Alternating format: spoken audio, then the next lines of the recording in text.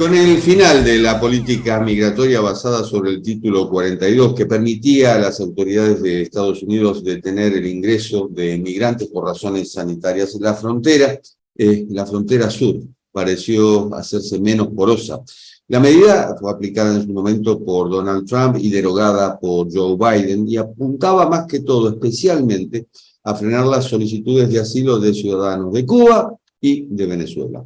Un grupo de legisladores demócratas de la Cámara de Representantes está exhortando al gobierno de Biden a levantar las sanciones contra estos países. Alegan que provocan una situación de desesperación económica que lleva a muchos a abandonar sus hogares bajo el riesgo de perder la vida en el trayecto. Entre los cubanos, la cantidad de interceptados cuando intentaban arribar por mar a Estados Unidos en los primeros meses del año fiscal, esto es entre octubre de 2022 y abril de 2023, 6.202, supera a idéntico periodo del año anterior, 6.182, esto según la Guardia Costera. El aumento se debe, en principio, a la crisis económica, política, social que atraviesa la isla, surcada desde 21 de julio de 2021 por protestas frente a la carestía de vida, la falta de libertad, el éxodo de aquellos que se atreven a buscar un futuro mejor. Y qué mejor que hablar sobre este tema con un experto, con Michael Bustamante, que es profesor asociado de Historia y titular de la Cátedra Emilio Bacardí Moró de Estudios Cubanos y Cubanoamericanos de la Universidad de Miami. La primera pregunta, Michael, es, bueno, ¿cuáles han sido las causas y la escalada del reciente éxodo migratorio de Cuba? Pues un saludo ante todo. Este éxodo que hemos presenciado desde finales del año 2021 hasta el comienzo del presente año ha sido un éxodo sin precedentes en términos de números absolutos, pero también en términos de porcentaje de la población. Estamos hablando de alrededor de 300.000 cubanos que han intentado ingresar hacia los Estados Unidos nada más. Eso no incluye los cubanos que hayan emigrado a otros destinos. Claro, es un poco difícil saber exactamente qué cantidad de esos cubanos posiblemente estaban en otras partes de la región, o sea, y quiénes son los cubanos que han emigrado directamente, pero de todas formas es un éxodo sin precedentes, ¿no?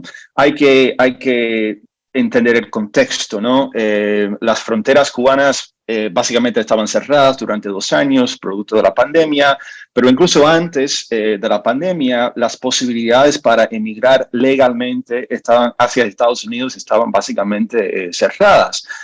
Producto de ese fenómeno muy raro llamado ataques sónicos, entre comillas, que llevó al cierre total de las actividades consulares de la Embajada norteamericana en Cuba.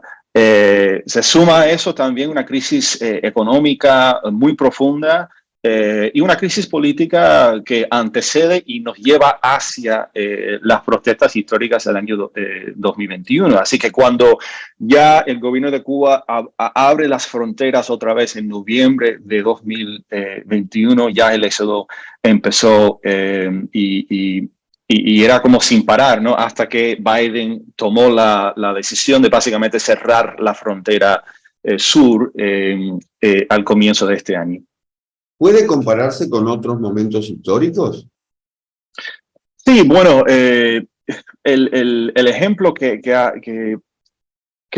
se me ocurre es el éxodo de Mariel del año 1980, ¿no?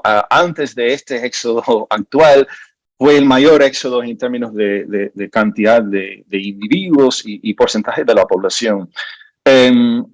Ese éxodo fue, estamos hablando de 100.000 personas más o menos, básicamente concentrados en un periodo de 2 o 3 meses, así que fue un éxodo muy intenso, ¿no? Entonces, pero ya en un lapso de tiempo un poco más largo, en este último año y medio, ya hemos duplicado esa cifra o más. Entonces, es la única otra, es el único otro momento que se me ocurre como punto de comparación, pero igual lo que hemos presenciado es sin precedentes. Y claro, el mecanismo de la migración es distinto, ¿no?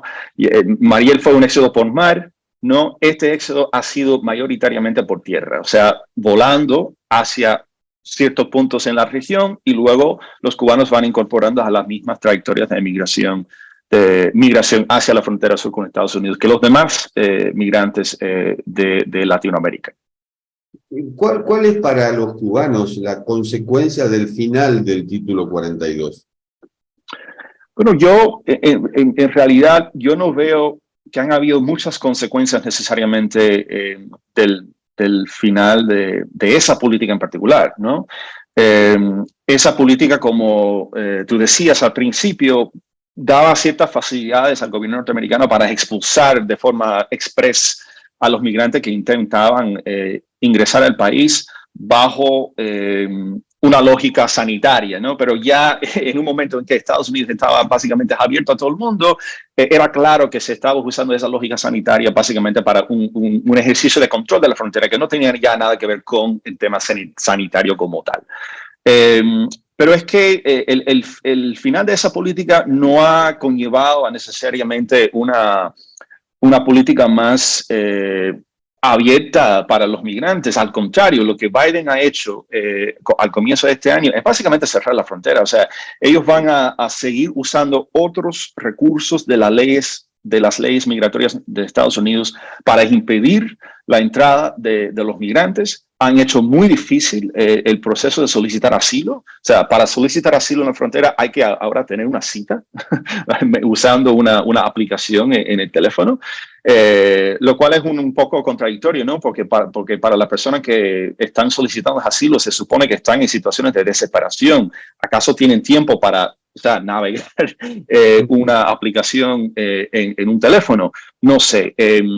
Pero en realidad, repito, el final de esa política no ha conllevado a necesariamente más posibilidades de entrada para los cubanos o otros migrantes. Al contrario, estamos presenciando todavía un momento de muchas restricciones para entrar. Ahora, hay otra parte, o sea, si ese es el palo, hay una zanahoria también que yo creo que vamos a comentar, que es una nueva política de parol humanitario que los cubanos también pueden usar. Pies secos, pies mojados, final con el gobierno de Barack Obama. Parece que habláramos de hace muchísimos años y sin embargo en un corto periodo de tiempo ha cambiado muchas veces la situación en Estados Unidos con respecto a los cubanos. Sí, claro. La política de pies secos, pies mojados se tiende a pensar que era una política muy permisiva, ¿no?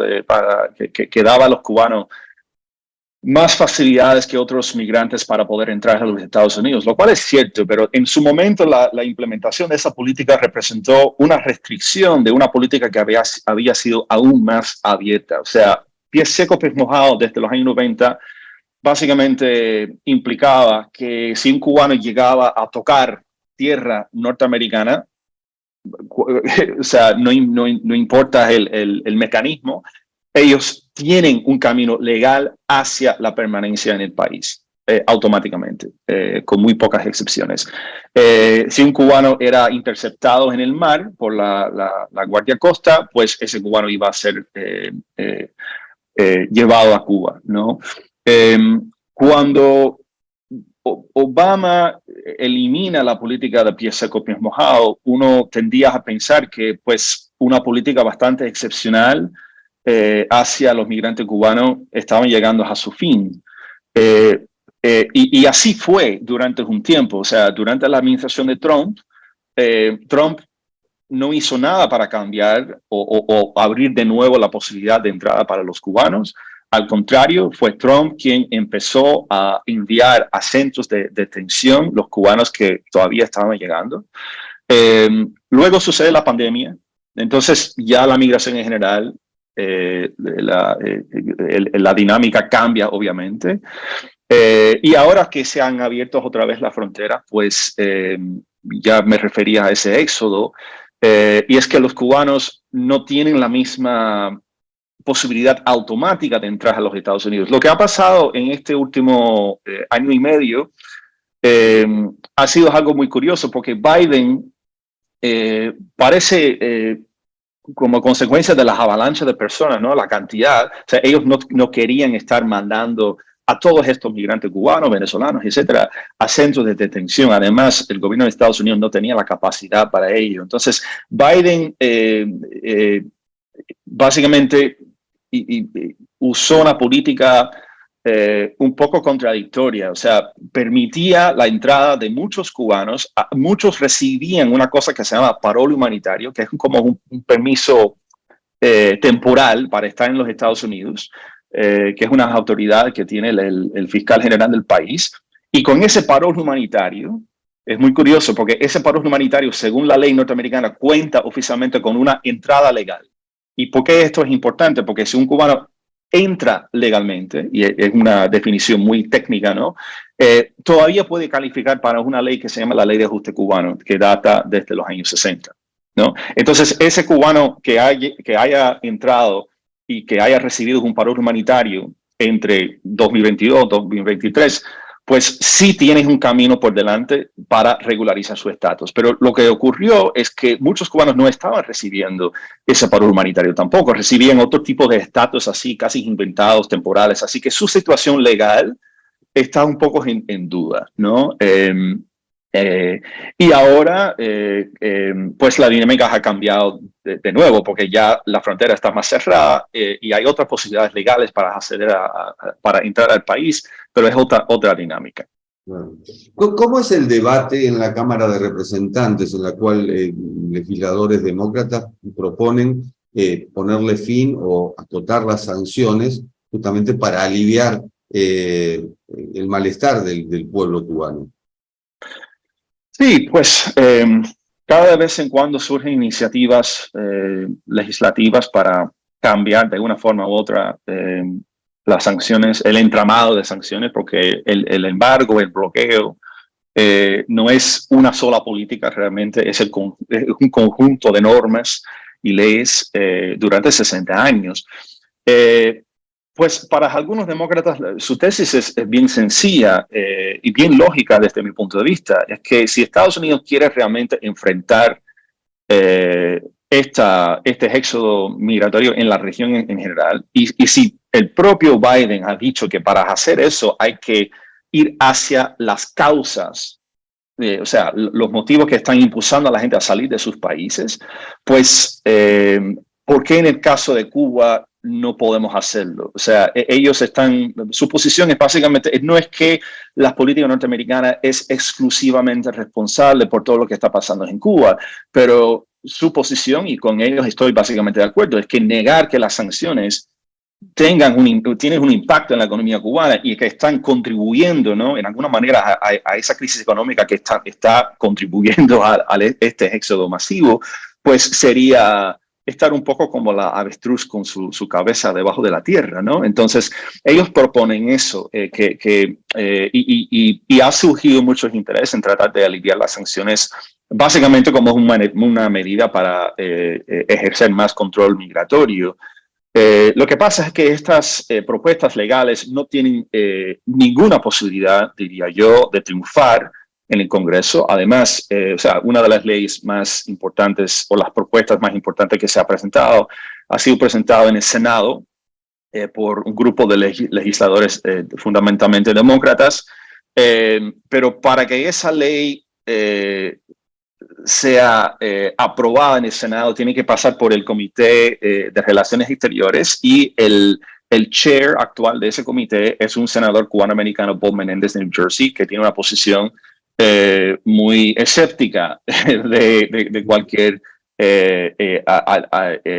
esfuerzo por aliviar las sanciones. Entonces, esas propuestas no van hacia ningún lado. Entonces, toca a la Casa Blanca, básicamente, tratar de usar su poder ejecutivo, si es que quiere, tratar de aminorar las sanciones. Y, de hecho, ha tomado algunos pasos pequeños en esa dirección desde hace un año, pero hay posiblemente otros pasos que ellos pudieran tomar. Es decir, Michael, no alcanza con los visados humanitarios para cubanos, venezolanos, haitianos y nicaragüenses, que es lo que se puso en marcha en enero. Pues es una buena pregunta. Lo que estamos viendo es que este programa de parol humanitario, que básicamente es una manera en que los cubanos y venezolanos y otros pueden aplicar para un parol humanitario desde sus países de origen en vez de en la frontera. Y así, si es que reciben ese parol humanitario de forma, digamos, anticipada, ellos simplemente se montan en un avión y van, ¿no? Y tienen que tener un patrocinador, o sea, un familiar, un amigo que básicamente se haga responsable por ellos. Es un permiso temporal solamente, de 2 años, ¿no? Tengo entendido que la Casa Blanca tiene la intención de otorgar 30,000 paroles humanitarios al mes a este grupo de, creo que son 4 nacionalidades. Pero que estamos viendo que la lista de personas que han solicitado el parol es inmensa. Y si no me equivoco, los cubanos ocupan como el segundo lugar, ¿no? en la cantidad de personas que están esperando actualmente el parol. Así que por el momento ese éxodo migratorio parece que se ha controlado bastante. Los números de los cubanos que están intentando cruzar la frontera están muy por debajo de donde estaban hace un año. Pero es que me parece que es un poco una bomba en el tiempo que puede explotar en cualquier momento. Entonces, a largo plazo, creo que un análisis de qué más Estados Unidos puede hacer es lógico. Y además, hay el sector, digamos, más anti-inmigrante del Partido Republicano ha presentado demandas legales en las cortes que cuestionan esta política de parol humanitario. Dicen que es anticonstitucional. Entonces, si ellos llegan a triunfar o si entra un republicano en la Casa Blanca otra vez, después de las próximas elecciones, es muy probable que este programa de parol humanitario se elimine. Y después, ¿dónde estamos? O sea, ya tendremos solamente palo y no zanahoria. Y no tendremos más canales legales para que la gente pueda migrar. Entonces, ahí sí tendremos un problema otra vez, diría yo. ¿Cree que el caso cubano, por el tiempo transcurrido, es excepcional respecto de otros países de América Latina y el Caribe? Bueno, los que estudiamos Cuba tenemos la mala fama de pensar que siempre somos excepcionales, que somos el ombligo del mundo. Y no lo pienso así. Hay que poner este éxodo migratorio en su contexto. Obviamente Cuba no está único en ese sentido. Estamos viendo cifras récord también de venezolanos y otras nacionalidades. Pero en cuanto al trato legal que se le ha dado al migrante cubano en la ley norteamericana, históricamente sí, el trato ha sido excepcional. Y a lo largo de los años ese trato excepcional ha ido, digamos, disminuyendo. O sea, ya más y más el trato hacia el cubano se parece más al trato a cualquier otro inmigrante. Pero hoy por hoy todavía no existe una ley de ajuste venezolano, por ejemplo. O sea, existe la ley de ajuste cubano. O sea, ahora son menos los cubanos que pueden calificar para esa ley. Pero si un cubano entra legalmente al país, incluso con una visa temporal, simplemente se queda y después de un año tiene la residencia permanente, básicamente. O sea, es algo sí excepcional en ese sentido. Ya la eliminación de la política de pies secos, pies mojados iba encaminada a empezar a eliminar esa excepcionalidad, pero todavía quedan algunos rasgos en ese sentido, sobre todo en la ley migratoria. Michael, ha sido un gusto. Muchísimas gracias. A ustedes. Muchas gracias por la invitación. Y esto ha sido Cuarto de Hora, el programa de Cadal TV. Nos encontramos en la próxima. Chao.